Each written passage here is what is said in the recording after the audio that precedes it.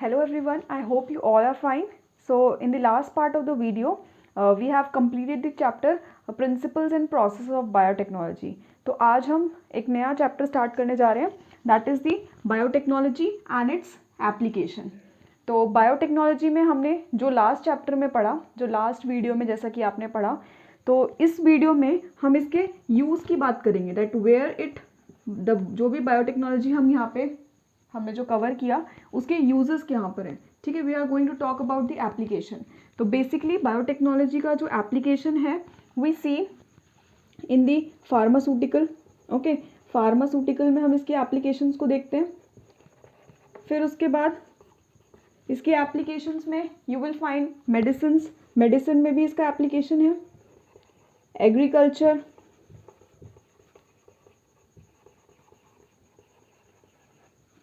Okay, and industries में भी इसको यूज़ किया जाता है बायोटेक्नोलॉजी को. So these are the places where the biotechnology are dealing with. So सबसे पहले हम इसकी बात करेंगे व्हाट आर द कंडीशंस. ठीक है, इसकी कंडीशंस की बात करेंगे, like where and how we are using it.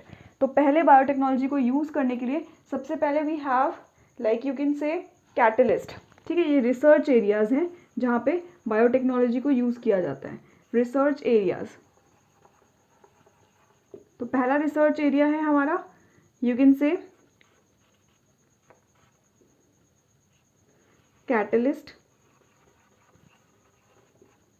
Okay, second we have optimum conditions.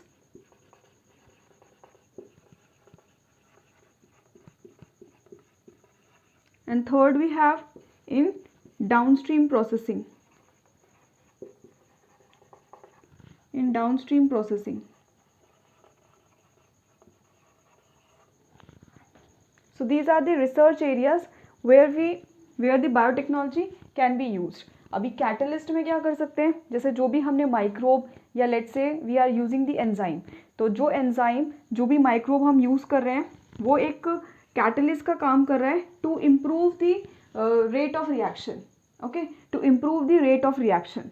फिर जो भी हमने ऑर्गेनिज्म लेट्स से कि प्रिपेयर किया that host DNA, in the host DNA that organism need to maintain in optimum condition. उसे एक optimum condition में maintain भी करवाना है हमें.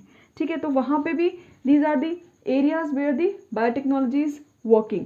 So downstream processing में जैसे कि हमने quality control testing पढ़ा था and purification, extraction, तो downstream processing में we are using biotechnology for its work there. तो डाउनस्ट्रीम प्रोसेसिंग में जनरली हम ऑर्गेनिक कंपाउंड या किसी प्रोटीन को प्यूरिफाई करने के लिए यूज़ करते हैं. तो यहाँ पे भी बायोटेक्नोलॉजी जो है अपना एप्लीकेशन दिखा रहे हैं. Now we will talk that how biotechnology is actually mainly working in you can say health area, health में और एक एग्रीकल्चर में. ठीक है, यहाँ पर देखेंगे that how we are improving these conditions using the biotechnology. So let's see how biotechnology agriculture में कैसे अपना रोल प्ले करते हैं. तो सबसे पहले क्या हुआ कि हमने सबसे पहले एग्रीकल्चर में क्या करना है, ओवर ग्रोइंग पॉपुलेशन जो है हमारी उसमें फूड प्रोडक्शन को इंक्रीज़ करवाना है. तो सबसे पहले एग्रोकेमिकल बेस्ड एग्रीकल्चर आए. ठीक है, एग्रोकेमिकल बेस्ड एग्रीकल्चर में क्या था, पेस्टिसाइड्स, फर्टिलाइजर्स यूज़ किए जाते थे. तो इससे भी क्या था कि पॉपुलेशन पे जो इंक्रीजिंग पॉपुलेशन था हमारा उसको हम फीड नहीं करवा पा रहे थे. Then we came to organic agriculture. Organic agriculture में हम क्या कर रहे थे कि फर्टिलाइजर्स को यूज़ कम करने के बाद, फर्टिलाइजर्स का यूज़ कम करने के बाद we were actually changing the things. उसमें हम ये क्या कर रहे थे कि like artificial fertiliser and pesticide use कर रहे थे. तो आर्टिफिशियल फर्टिलाइजर्स और पेस्टिसाइड यूज़ करके, bio pesticides, bio controls use करके भी we were not able to feed the over growing population. ठीक है, after organic agriculture we moved on towards the genetically engineered crop based agriculture. तो यहाँ पे हमने फंगस, बैक्टीरिया और दूसरे प्लांट एंड एनिमल्स को यूज़ करके उनके जेनेटिक मेकअप को चेंज करके we modified their genetic makeup and prepare the GM crops. These are genetically modified crops. ठीक है, genetically modified crops. तो ये options थे हमारे पास in biotechnology that how we can increase our food production. पहले agrochemical based agriculture आए, then organic agriculture, then we moved on towards the genetically modified crops. तो इन सब के बाद किस तरीके से हमने ट्रांसजेनिक प्लांट्स को बनाया, अब वो देखेंगे। क्योंकि जेनेटिकली मॉडिफाइड बनाने के लिए हमने प्लांट्स को यूज़ करना शुरू किया, तो इसमें हमने एक प्लांट्स को लिया।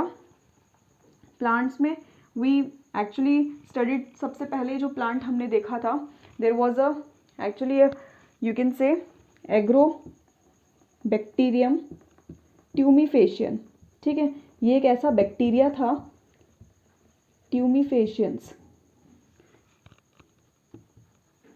Okay, this was the name of the bacteria. ये बैक्टीरिया सॉइल में पाया जाता था, और ये बैक्टीरिया क्या करता था, टोमेटो के प्लांट में, सोयाबीन के प्लांट में ट्यूमर कॉज करता था।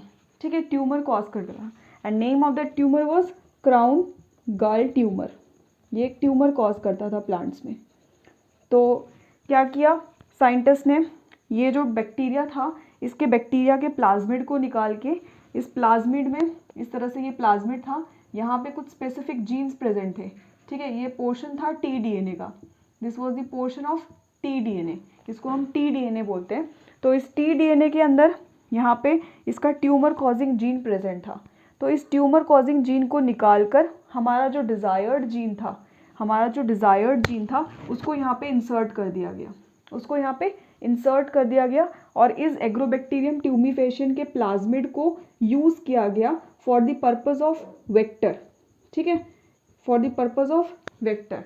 जैसा कि मैंने आपको जो इससे पहले चैप्टर पढ़ाया था उसमें बताया था कि हमें एक सोर्स डीएनए की ज़रूरत होती है और एक वेक्टर डीएनए की, और उन दोनों को लाइगेट करवा के we actually introduce this in the host DNA. तो यहाँ पे जो ये एग्रोबैक्टीरियम ट्यूमिफेशियंस था, this was working as a vector. तो यहाँ पे हम इसके डिज़ायर्ड जीन को इंट्रोड्यूस करके, फिर इसको हम प्लांट के अंदर इंट्रोड्यूस करके, we are growing the number of plantlets with having our desired characteristics. Okay, with having our desired characteristic. तो इसमें क्या हुआ कि जो इंसेक्ट रेजिस्टेंट ट्रांसजेनिक प्लांट्स बनने शुरू हो गए। ठीक है, इंसेक्ट रेजिस्टेंट ट्रांसजेनिक प्लांट्स बनने शुरू हो गए। अब इंसेक्ट रेजिस्टेंट, इसको हम बोलते हैं यहाँ पे टीआई प्लाज्मिड। ठीक है, ये नाम याद रखना है आपको, TI plasmid. This was a tumour inducing plasmid. Tumour inducing plasmid जो निकाला गया था एग्रोबैक्टीरियम ट्यूमिफेशियन से, this was extracted from the agrobacterium tumefaciens. ठीक है, इसी तरह से दूसरा एक प्लाज्मिड था आरआई प्लाज्मिड। आरआई प्लाज्मिड भी इसी का काम करता है। आरआई प्लाज्मिड में this was the isolated from agrobacterium rhizogenes. ठीक है, एग्रोबैक्टीरियम राइजोजीन से ये आइसोलेट किया गया था, इसलिए इसका नाम। Okay, now we are going to study the insect resistant plants. Okay, तो बायोटेक्नोलॉजी को यूज़ करके कैसे हम किसी पर्टिकुलर इंसेक्ट से किसी प्लांट को रेजिस्टेंट करवा रहे हैं। Now we are going to see this. तो इंसेक्ट रेजिस्टेंस में सबसे पहले एक नाम याद रखना है आपको, बैसिलस थुरिनजेनेसिस का। ठीक है, bacillus thuringiensis. Bacillus thuringiensis is the name of that bacteria. ठीक है, ये बैक्टीरिया का नाम है, और ये बैक्टीरिया कहाँ पे पाया जाता है, ये सॉइल में पाया जाता है। ठीक है, सॉइल में पाया जाता है। अब इस बैक्टीरिया के पास कुछ ऐसी प्रॉपर्टी थी जो ये बैक्टीरिया किसी पर्टिकुलर इंसेक्ट से अगेंस्ट ये रेजिस्टेंट था। ठीक है, इंसेक्ट कौन कौन से थे, लेट्स से कि लेपिडोप्टेरन्स हो गए, लेपिडोप्टेरन्स, आर्थ्रोपोड्स हो गए कुछ, arthropods, and certain you can say dipterans. तो ये जो बैक्टीरिया था इन सब इंसेक्ट से रेजिस्टेंट था। तो इस बैक्टीरिया को सॉइल से एक्सट्रैक्ट करके, इसे सॉइल से बाहर निकालने के बाद ये देखा गया कि ये बैक्टीरिया एक प्रोटीन प्रोड्यूस कर रहा था, एक क्रिस्टल्स फॉर्म कर रहा था, and that crystals was of the insecticidal protein. Okay, insecticidal protein, और वो इंसेक्टिसाइडल प्रोटीन बना रहे थे वो क्रिस्टल्स। तो उन्होंने, साइंटिस्ट ने क्या सोचा कि इस इंसेक्टिसाइडल प्रोटीन को यूज़ करके हम अपने प्लांट को रेजिस्टेंट बना सकते हैं with to that particular insect. Okay, to that particular insect. तो इसके लिए क्या किया गया, सबसे पहले ये जो टॉक्सिन था इसको हमने अपने डिज़ायर्ड जीन जो था हमारा, वहाँ से इसको निकाल के डिज़ायर्ड जीन इसमें से निकाल के we use it as a vector for introducing in some other organism and then we introduce in the plant. ठीक है, फिनोमिना जो प्रिंसिपल है बायोटेक्नोलॉजी का वो इससे पहले वाले चैप्टर में हम पढ़ चुके हैं। यहाँ पर हम एप्लीकेशन पढ़ रहे हैं कि बायोटेक्नोलॉजी को हम किस तरीके से यूज़ कर सकते हैं। ठीक है, तो यहाँ पे उस इंसेक्टिसाइडल प्रोटीन को, ये प्रोटीन जो है एक जीन से बन रहा था, that name of that gene was क्राइजीन। ठीक है, ये एक जीन से बन रहा था ये प्रोटीन और उस जीन का नाम था क्राइजीन। तो ये बैक्टीरिया को खुद तो ये इंसेक्टिसाइडल प्रोटीन हार्म नहीं कर रहा था, लेकिन जब ये प्रोटीन जैसे हमने ट्रांसजेनिक बना दिया उस प्लांट को, तो उसमें हमने ये प्रोटीन और ये जीन इंट्रोड्यूस कर दिया था उस प्लांट में। लेट्स से कि दिस इज द प्लांट, उसमें हमने ये जीन इंट्रोड्यूस कर दिया है। अब ये जीन इसमें इंट्रोड्यूस होने के बाद क्या हो रहा था, जैसे ही कोई इंसेक्ट इस पर आ रहा था, लेट्स से कि कोई भी इंसेक्ट इस पर आया और उस इंसेक्ट ने क्या किया, इस प्लांट को अटैक किया। सो जो प्रोटीन यहाँ पे था insecticidal protein, this will enter into the gut of this insect. तो जैसे ही ये इसके गट में एंटर होगा, this will start producing, it will क्या करेगा, ये पहले ये इनएक्टिव फॉर्म में रहता है इंसेक्टिसाइडल प्रोटीन। ये खुद तो बैसिलस thuringiensis को कोई हार्म नहीं पहुंचाता ये प्रोटीन, लेकिन once this protein has been ingested by the insect it will become active, it will become active. ठीक है, एक्टिव होने के बाद ये इसके गट को पीएच को बिल्कुल चेंज करके एल्कलाइन बना देता है। ठीक है, एल्कलाइन बना देता है। धीरे धीरे इसके गट में स्वेलिंग हो जाएगी, स्वेलिंग होने के बाद it will create inflammation, pores create हो जाएंगे। ठीक है, पोर्स क्रिएट होंगे, स्वेलिंग क्रिएट होगी and it will lead to the death of that insect, it will lead to the death of the insect. This is how the mechanism of this insecticidal protein works on the insect when any insect attacks this plant। तो यहाँ पे जब वो insect attack करेगा उस plant को, सो ये insecticidal protein इसके गट में एंटर होते ही ये एक्टिव हो जाएंगे और एक्टिव होते ही वहाँ पे जो इसका इंटेस्टाइन है, इंटेस्टाइन में स्वेलिंग होगी, पेन होगी and that would lead to the death of that insect. This is the mechanism. अब ये जो जीन है, ये जीन कुछ पर्टिकुलर इंसेक्ट्स को अटैक करते हैं।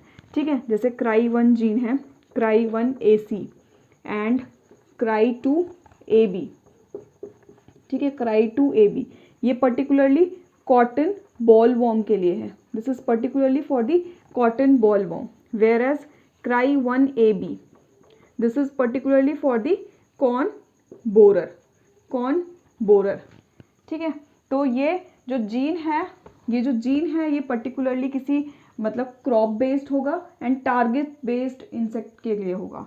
ठीक है, तो ये डिपेंड करता है हमारे प्लांट के ऊपर कि उस प्लांट के ऊपर कौन से ज़्यादातर इंसेक्ट्स देखे जाते हैं, तो वो जीन हम आइसोलेट करके we can actually introduce that gene into certain vector and then we can introduce in the host DNA that would be the plant. तो यहाँ पे अगर हम ये दोनों जीन आइसोलेट करते हैं तो ये कॉटन बॉल वॉर्म के अगेंस्ट अटैक करेंगे। अगर हम ये वाला जीन इंट्रोड्यूस करते हैं तो ये कॉर्न बोरर को अटैक करेंगे। This is how the mechanism of this bacillus thuringiensis, how it works on a plant. इस तरीके से हमने इंसेक्ट रेजिस्टेंट प्लांट बनाया यूजिंग बायोटेक्नोलॉजी। अब ये जो है, इस प्लांट को हमने नाम दिया बीटी कॉटन, क्योंकि हमने ये जो सारी चीज़ें की थी ये कॉटन के प्लांट पे की, तो इसलिए हमने इसका नाम दिया बीटी कॉटन। तो बीटी कॉटन को सबसे पहले ग्रो किया गया था पंजाब में, सबसे पहले ग्रो किया गया था पंजाब के मालवा रीजन में। पंजाब के मालवा रीजन में ये सबसे पहले ग्रो करके देखा गया और गवर्नमेंट ने भी इसको बहुत एनकरेज किया। तो मालवा रीजन जो था वहाँ पे पानी की बहुत कमी थी, तो पानी की कमी होने की वजह से वहाँ पे पैडी फील्ड्स नहीं ग्रो कर सकते थे। ठीक है, पैडी यानी चावल की खेती नहीं ग्रो कर सकते थे, तो कॉटन को ग्रो करवाया जा सकता था because it will require less water, it will require less water. So this is how जो एक डेजर्ट वाली कंडीशन को रोक कर, और यू कैन से जहाँ पे स्कार्सिटी ऑफ वाटर है वहाँ पे भी हम कुछ प्लांट्स को इस तरीके से ग्रो करके we can introduce biotechnology into the picture there. तो ये हमने इंसेक्ट रेजिस्टेंट प्लांट पढ़ा जिसमें हमने बीटी कॉटन बनाया, और कैसे ये बीटी कॉटन जो है कॉटन बॉलवॉर्म और कॉर्न बोरर के अगेंस्ट एक्ट करता है, ये हमने देखा। अब हम दूसरा पढ़ेंगे पेस्ट रेजिस्टेंट प्लांट, कि पेस्ट के अगेंस्ट हमने plant, so we were doing the pest resistant plant. तो पेस्ट में हमने ये बताया था आपको कि निमेटोड प्रेजेंट होते हैं सॉइल के अंदर, ह्यूमन बींग्स में भी। तो इसमें सॉइल में हमारा एक निमेटोड रहता है मेलियोडिग्ना इनकॉग्निटा। तो मेलियोडिना इनकॉग्निटा जो है इन्फेक्शन कॉज कर रहा था इन दी टोबैको प्लांट्स। तो इस मेलियोडिना इनकॉग्निटा से जो कि इन्फेक्शन कॉज कर रहे थे टोबैको प्लांट्स में, इसके अगेंस्ट हमने प्लांट बनाया यूजिंग दी बायोटेक्नोलॉजी। तो इसको हमने क्या किया, ये जो निमेटोड है, निमेटोड के लिए हमने वेक्टर यूज़ किया एग्रोबैक्टीरियम ट्यूमीफेशियंस को, because agrobacterium tumefaciens is always a good vector. तो एग्रोबैक्टीरियम ट्यूमीफेशियंस को यूज़ करके what the scientist Fire and Mello did in 1998 and इनको नोबेल प्राइज़ मिला। They got Nobel prize in 2006 में they got Nobel prize for this work. So इन लोगों ने RNA interference के प्रिंसिपल को यूज़ करके they have just made that plant resistant to this pest. तो आरएनए इंटरफेरेंस जो है कैसे काम करता है अब हम ये देखेंगे। इसमें क्या होता है, आरएनए इंटरफेरेंस में ये दो तरह के आरएनए डेवलप करते हैं, that is called sense and anti sense RNA, and they both are complementary towards each other. So they added a enzyme known dicer. तो डाइसर ऐड करते ही ये जितने भी सेंस और एंटी सेंस आरएनए थे ये ब्रेक हो जाते हैं in the 21 to 23 nucleotides. So after breaking there will be the risk complex. This is RNA induced silencing complex. तो रिस्क कॉम्प्लेक्स क्या करता है, ये इसके साथ जितने भी हमने mRNA ब्रेक किए हैं इसको एक कॉम्प्लेक्स के फॉर्म में एक्यूमुलेट कर देता है and forms a siRNA that is called small interfering RNA। इनको हम कहते हैं स्मॉल इंटरफेयरिंग RNA। अब ये जो siRNA है इसकी अनवाइंडिंग होगी। The unwinding of the siRNA will take place. तो रिस्क क्या करेगा, इसको ब्रेक डाउन करेगा, siRNA इसकी अनवाइंडिंग करेंगे। अनवाइंडिंग होते ही ये जितने भी siRNA हैं ये हमारे मैसेंजर RNA के साथ जाके बाइंड करेंगे बिकॉज दे आर कॉम्प्लीमेंट्री। तो ये बाइंड करते ही क्या होगा, ये हमारा जो मैसेंजर RNA है ये क्लीव हो जाएगा, ये क्लीव हो जाएगा। तो जैसे ही मैसेंजर RNA क्लीव होंगे there will be no formation of protein. कोई भी मैसेंजर RNA से प्रोटीन नहीं बनेगा, और जब कोई प्रोटीन नहीं बनेगा तो वो बैक्टीरिया और वो पैरासाइट सर्वाइव नहीं कर पाएंगे। तो इस तरह से RNA इंटरफेरेंस को यूज करके this is the phenomena by which the pest is not able to make that plant resistant, or you can say using this interference technology which is there in biotechnology, that nematode resistant plant is made. Okay, ये pest resistant plant बनाया गया using this phenomena RNA interference। तो हमने सबसे पहला जो देखा था that was the insect resistant। तो insect resistance में what we have done, तो insect resistant में हमने Bacillus thuringiensis को यूज़ किया जिसमें हमने BT cotton बनाया। Then we have seen how the pest resistant plant develop। अब हम देखेंगे कि जो भी प्लांट हमने बनाए हैं किस तरीके से और दूसरे ट्रांसजेनिक प्लांट्स बनाए गए। तो सबसे पहले हम पढ़ते हैं, सबसे पहले आज हम पढ़ेंगे about the transgenic plant that was the flavour and saver tomato. Okay, flavour and saver tomato. तो उसमें हम देखते हैं कि किस तरह से साइंटिस्ट ने चेंजेस किए, how they have produce the tomatoes. So the name of that is Flavr and Savr, flavor and savor tomatoes। okay, tomatoes।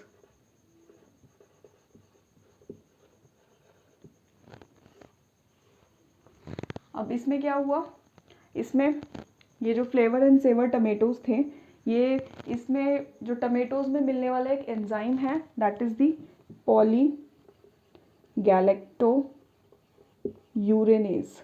This is the enzyme which is found in the tomatoes. ये tomatoes में मिलने वाला एक enzyme है। तो ये enzyme क्या करता है, फ्रूट की जो राइपनिंग है वो बहुत फास्ट करवाता है, फ्रूट की राइपनिंग को बहुत फास्ट करवाता है। तो हमने क्या किया कि फ्रूट की राइपनिंग ना हो, टमेटोज की राइपनिंग ना हो, इसके लिए हमने इस एंजाइम को इनहिबिट करवाया या इनइफेक्टिव कर दिया इस एंजाइम को, सो दैट कि फ्रूट की राइपनिंग नहीं होगी, जिससे जो फ्रूट है वो हमारा लॉन्ग टर्म तक चल सकेगा। ठीक है, लॉन्ग टर्म तक चल सकेगा।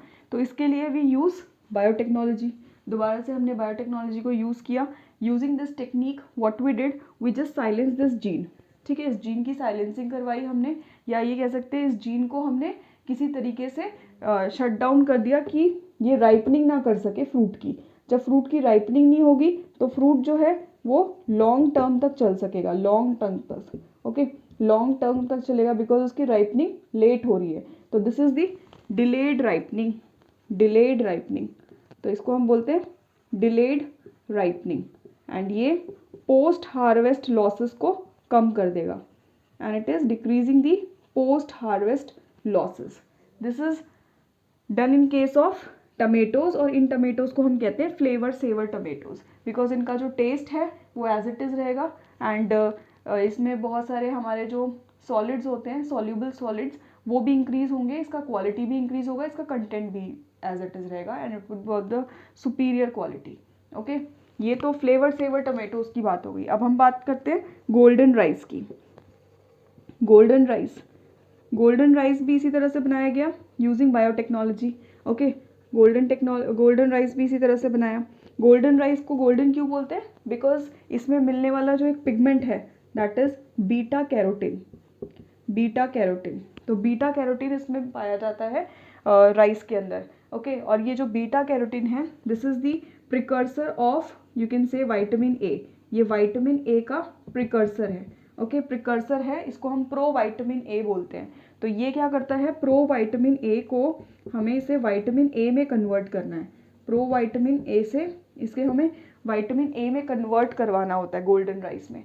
तो गोल्डन राइस में ये कंटेंट जो है बीटा कैरोटीन बहुत ज़्यादा होता है as compare to the normal rice, जिसकी वजह से इसका कलर जो है गोल्डन होता है। ठीक है, तो इसके कंटेंट को इंक्रीज करने के लिए वी यूज़ बायोटेक्नोलॉजी। ठीक है, अब इसको हमने यूज़ करके हमने इस कंटेंट को बढ़ाया विटामिन ए को। तो अब जब नॉर्मल राइस के कंपैरिजन में हम ये वाला राइस कंटेन करेंगे तो इससे जो रेटिना में आइज़ की प्रॉब्लम है, बिकॉज विटामिन ए जो है ये जनरली नाइट ब्लाइंडनेस के लिए रिस्पॉन्सिबल होता है। If there is a deficiency of vitamin A तो इससे नाइट ब्लाइंडनेस की जो बीमारी है वो हो सकती है। तो विटामिन ए का अगर कंटेंट ज़्यादा रहेगा राइस में तो रेटिना से होने वाली कोई डिजीज़ जो है वो नहीं होंगी। तो इसको सबसे पहले सबसे पहले जो नाम है साइंटिस्ट का that is the professor इंगो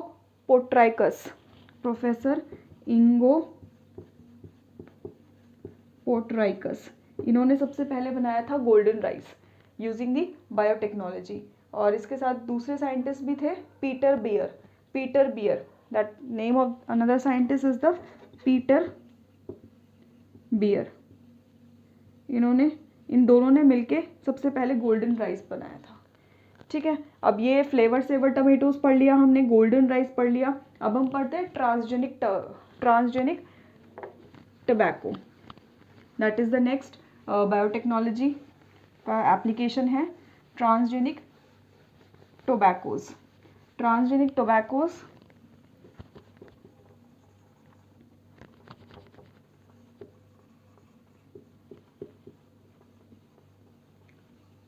tobaccos जो बनाए गए, ठीक है, टोबैको प्लांट में, ये हमने एग्रोबैक्टीरियम को यूज़ करके ही बनाया है, बिकॉज यहाँ पे भी हमने बैसिलस थुरिनजेनेसिस को यूज़ किया है, बैसिलस थुरिनजेनेसिस।